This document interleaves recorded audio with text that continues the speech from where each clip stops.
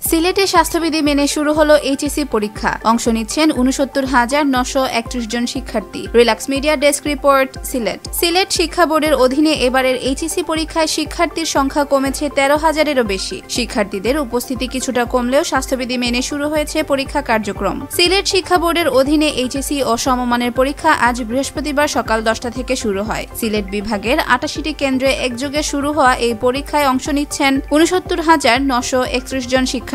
পরীক্ষার প্রথম দিন বাংলা প্রথম পত্রের পরীক্ষায় অংশ নিয়েছেন শিক্ষার্থীরা। ৩ ঘণ্টাব্যাপী এই পরীক্ষা শেষ হয়েছে দুপুর ১টায়। এবছর মোট পরীক্ষার্থীদের মধ্যে ২৮,০১৫ জন ছেলে এবং ৪১,৯১৬ জন মেয়ে রয়েছেন। গত বছরের তুলনায় এবারের পরীক্ষার্থীর সংখ্যা উল্লেখযোগ্যভাবে কমেছে। ২০২৪ সালে যেখানে ৮৩,১৬৫ জন শিক্ষার্থী অংশ নিয়েছিল, ২০২৫ সালে সেই সংখ্যা নেমে এসেছে ৬৯,৯৩১ জনে। অর্থাৎ এবার পরীক্ষার্থী কমেছে ১৩,২৩৪ জন। সিলেট শিক্ষা বোর্ড জানিয়েছে, প্রতিটি কেন্দ্রে স্বাস্থ্যবিধি নিশ্চিত করতে নেওয়া হয়েছে বাড়তি সতর্কতা। সামাজিক দূরত্ব বজায় রাখা, মাস্ক পরা এবং হাত স্যানিটাইজ করার বিষয়গুলো বাধ্যতামূলক করা হয়েছে। এইচএসসি পরীক্ষা তরুণদের শিক্ষা জীবনে একটি গুরুত্বপূর্ণ অধ্যায়। এবার সিলেটে স্বাস্থ্যবিধি মেনে পরীক্ষা শুরু হয় অভিভাবক ও শিক্ষার্থী উভয়ের মাঝে কিছুটা স্বস্তি দেখা দিয়েছে। শিক্ষা বোর্ড সুষ্ঠু ও নকলমুক্ত পরীক্ষা নিশ্চিত করতে মাঠে নামিয়েছে প্রশাসন ও আইনশৃঙ্খলা বাহিনী।